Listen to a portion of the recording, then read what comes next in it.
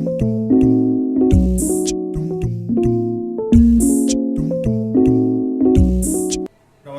વિદ્યાર્થી મિત્રો, હવે આપણે સ્વાધ્યાય 3.5 એનો પ્રશ્ન 2 લઈએ. પ્રશ્ન 2 માં નીચેના સુરેખ સમીકરણ યુગ્મને a અને b ની કિંમતો માટે અનંત ઉકેલો છે. તો આપણે આ શરત આપેલી છે. તો પ્રશ્ન 2 છે એનો પહેલો દાખલો તમે જુઓ. તો એમાં સમીકરણ છે 2x + 3y = 7 અને a ઓછા bx પ્લસ a વત્તા by બરાબર 3a વત્તા b ઓછા 2.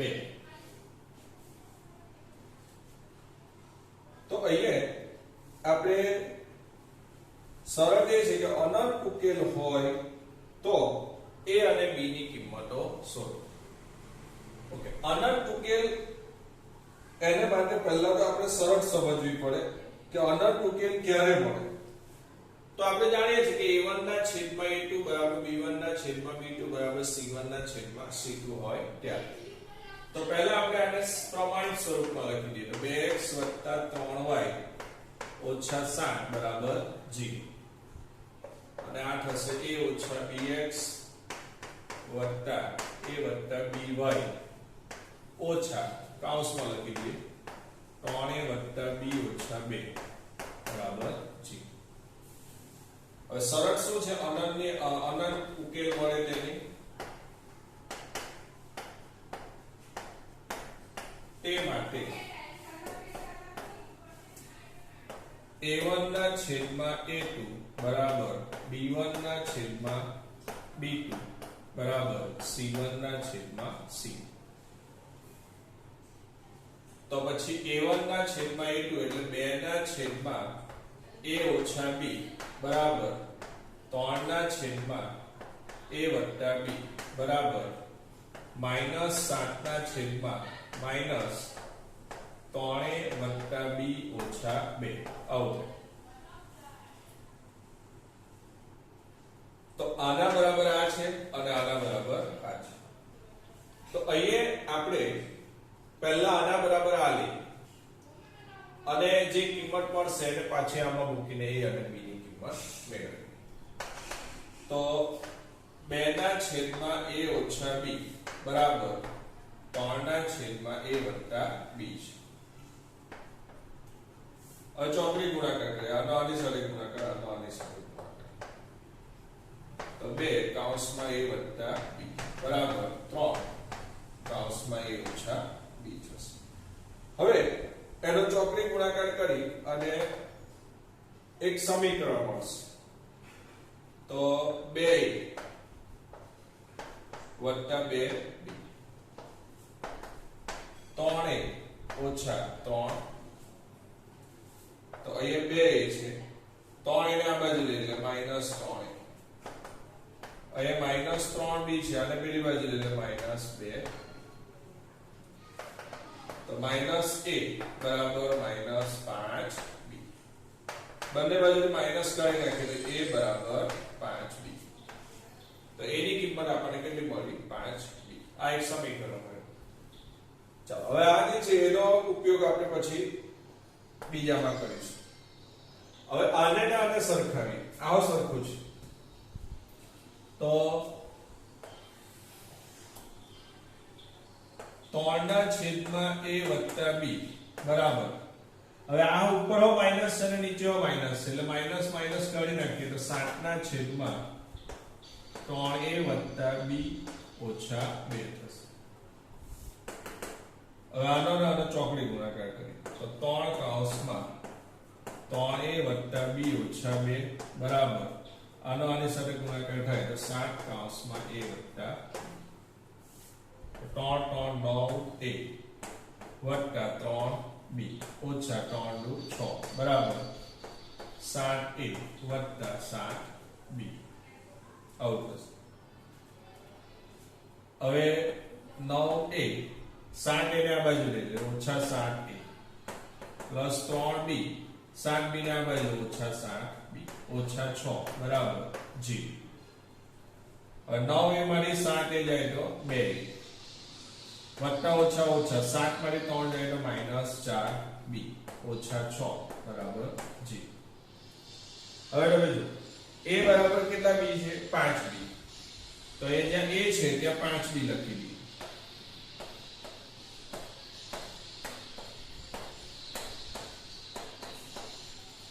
આ આપણે પરિણામ 1 મુજબ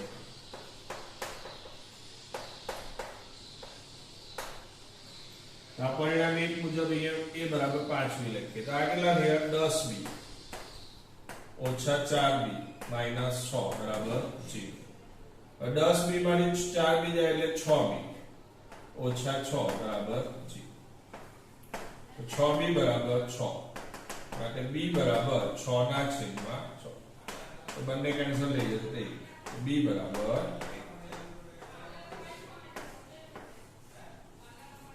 હવે b બરાબર 1 જે છે એ કિંમત તમે આની અંદર મૂકી દો a બરાબર 5b માં તો a બરાબર 5 b ની કિંમત તો a બરાબર 5 * 5 તો આ રીતના આપણે a અને b શોધી શકીએ. તો a બરાબર 5 અને b બરાબર 1 થાય બરાબર.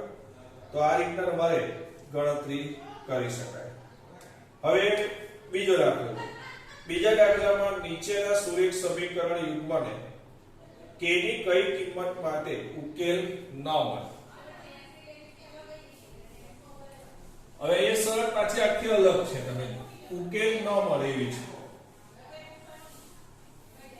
તો ઉકેલ ન મળે તેની અંદર કઈ રીતના ગણતરી કરવાની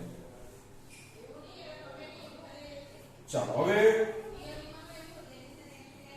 નીચેના સુરેખ સમીકરણ યુગ્મને k ની કઈ કિંમત માટે ઉકેલ ન મળે તો 3x + y = 1 અને 2k - 1x + k - 1y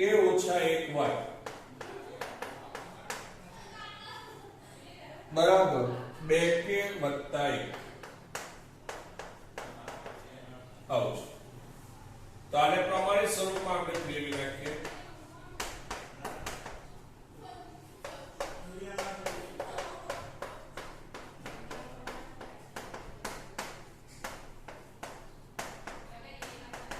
બરાબર જી. ઓકે હવે શરત એ છે કે અહીંયા ઉકેલ ન મળે. ચાલો ઉકેલ ન મળે એની શરત આવી છે a1 ના છેદમાં a2 = b1 ના છેદમાં b2 is not equal to c1 ના છેદમાં c.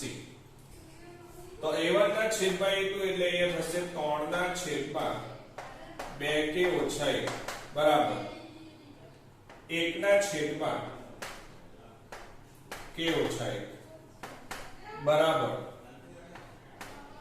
નથી c1 ના છેદમાં c2 એટલે -1 ના છેદમાં આવું થશે. હવે આ પહેલા બે સરખા છે જો તો એ તમારા બંને સરખા લઈ શકો. ચાલો હવે ચોકડી ગુણાકાર કરીએ. આનો આની સાથે તો આ આની સાથે ગુણાય એટલે એક છે એક સાથે ગુણાય એટલે આ જ રહેશે. આ આની સાથે ગુણાય એટલે આવું આવે. હવે 3k - 3 * 3 બરાબર 2k - 1. હવે k ને આ બાજુ લઈએ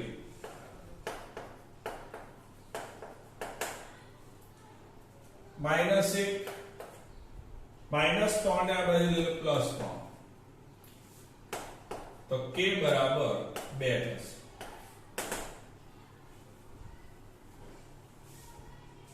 k બરાબર 2 તો k ની કિંમત જ મળી ગઈ આપણને 2. પણ આ શરત છે કે નહીં તે આપણે ચેક કરવી પડે. તો આપણે પહેલા આની અંદર મૂકીએ જો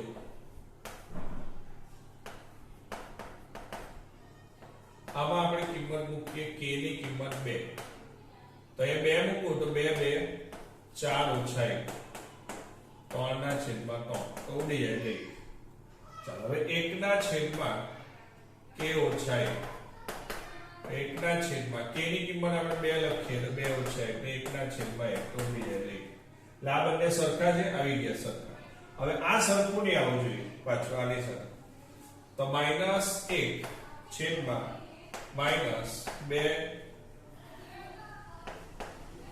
k વત્તા 1 આવું છે હવે આમાં k ની કિંમત 2 મૂકી તો 2 2 4 4 વત્તા 1 એટલે 5 તો -1 ના છેદમાં -5 એટલે 1 ના છેદમાં 5 તો જો આ બે સરખા છે આ અલગ છે એટલે આ શરતનું પાલન થાય છે માટે k બરાબર 2 તો આ જવાબ આપણો સાચો છે તો આ શરતમાં આપણે k બરાબર 2 મૂકીને ચેક કરી લેવાનું કે આ શરતનું પાલન થાય છે કે નહીં તો આ રીતના તમે k ની ગણતરી કરી શકો બરાબર છે ઓકે હવે એક દાખલો જે છે મારે તમને હોમવર્કમાં આપવો છે એ છે દાખલો નંબર 3 કે નીચેના સુરેખ સમીકરણ યુગ્મનો ઉકેલ આદેશની રીતે અને ચોકડી ગુણાકારની રીતે શોધો તો પ્રશ્ન નંબર 3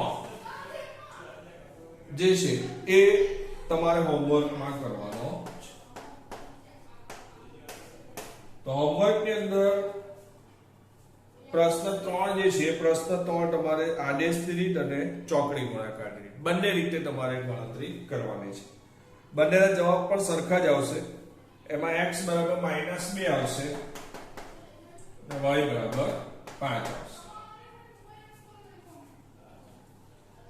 ચાલો હવે પ્રશ્ન 4 જુઓ પ્રશ્ન 4 માં નીચેના કુલ પ્રશ્નોમાં સુરેખ સમીકરણ યુગ્મ મેળવો અને કોઈપણ બેઝિક રીતે તેનો ઉકેલ જો શક્ય હોય તો શોધો તો અહીંયા તમારે શક્ય હોય તો તમારે એનો ઉકેલ શોધવાનો છે તો અહીંયા પહેલું જે છે તે આપણે લઈએ તો એક વિદ્યાર્થીનું અહીંયા આપેલું છે તો રકમ તમારી પાસે ચોપડીમાં છે એટલે વાંચો તો તમને ખ્યાલ આવશે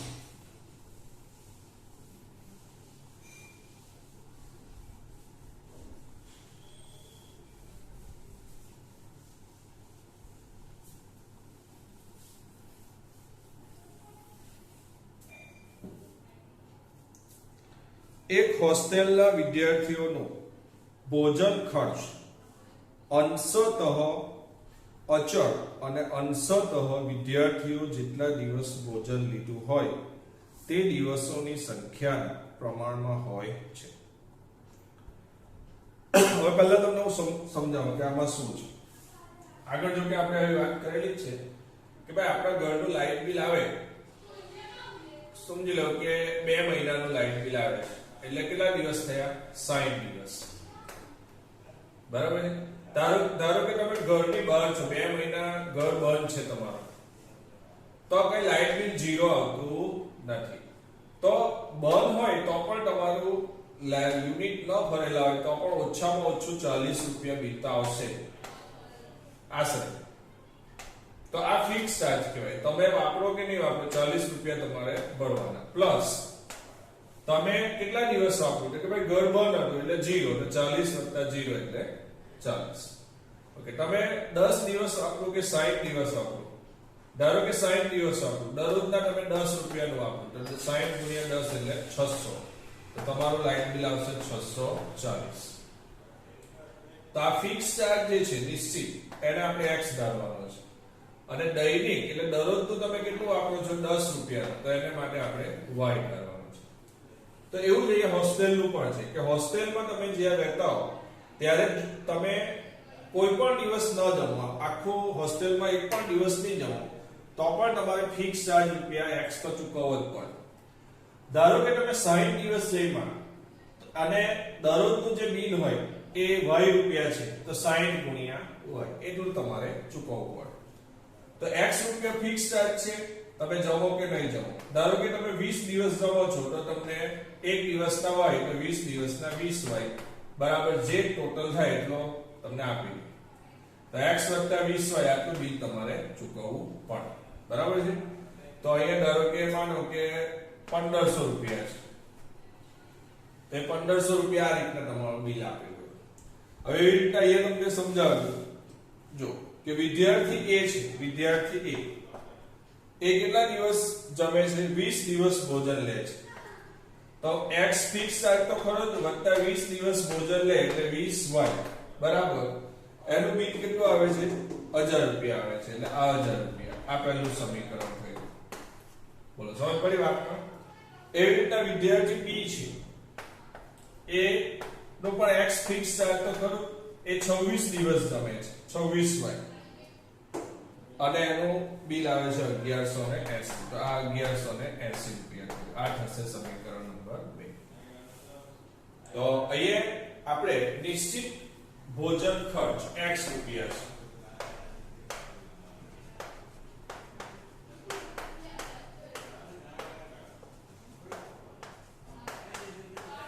અને દૈનિક ભોજન ખર્ચ, દૈનિક એટલે દરેક દિવસનો,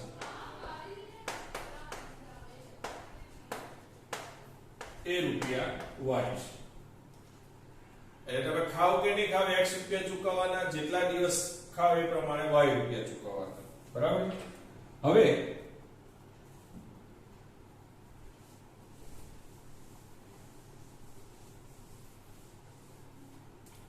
આ બંને સમીકરણમાં ખ્યાલ આવી ગયો છે કે વિદ્યાર્થી A છે એ કેટલા દિવસ ખાય છે? 20 દિવસ. એટલે x + 20y બરાબર 1000 રૂપિયા. અને વિદ્યાર્થી B છે 26 દિવસ ખાય છે, તો 1180 રૂપિયા.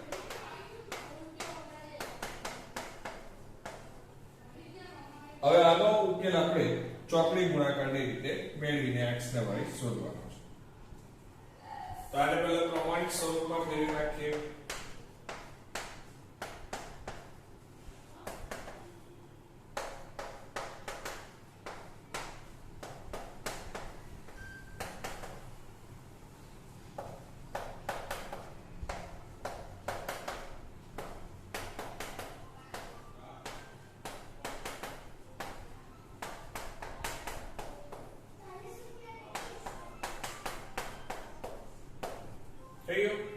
એકના છેદમાં 1 20 ના છેદમાં 26 માઈનસ 1000 ના છેદમાં માઈનસ 1180. ઓકે, હવે x y અચળ પર તો x માં આની આવશે, આ બે આવશે.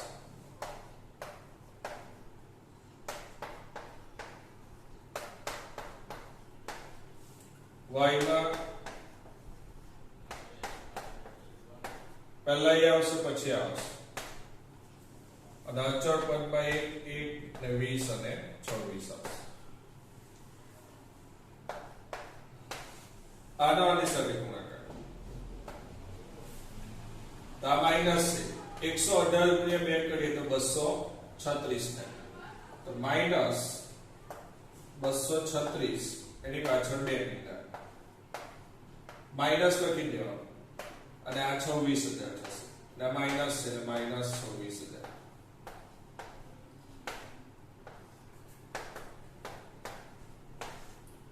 માઈનસ 1000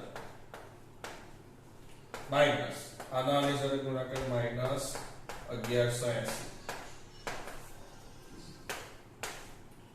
26 માઈનસ 20 ઓછા ઓછા વત્તા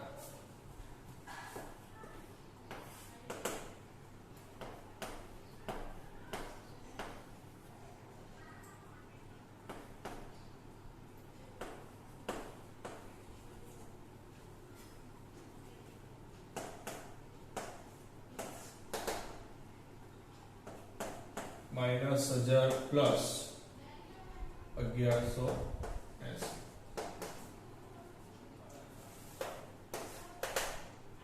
26 મારી 20 જાય તો 6.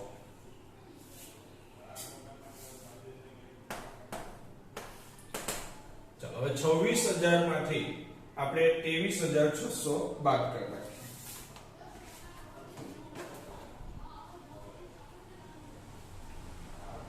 એટલે એ આવશે 2400.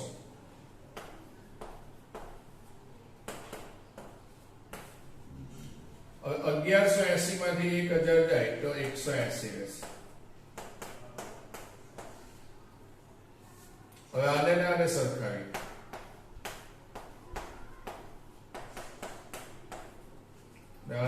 સરખાવી તો 2400 ઉપર જશે તો x બરાબર 2400 ના છેદમાં 100 y બરાબર 180 ના છેદમાં 6 4 400 આ ફિક્સ થાય 6 3 18 આ જેટલા દિવસ જમો એ પ્રમાણેનો 30 રૂપિયા.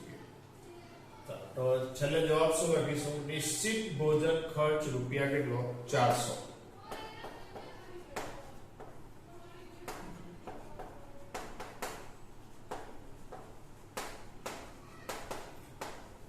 દૈનિક ભોજન ખર્ચ બરાબર 30. આ રીતના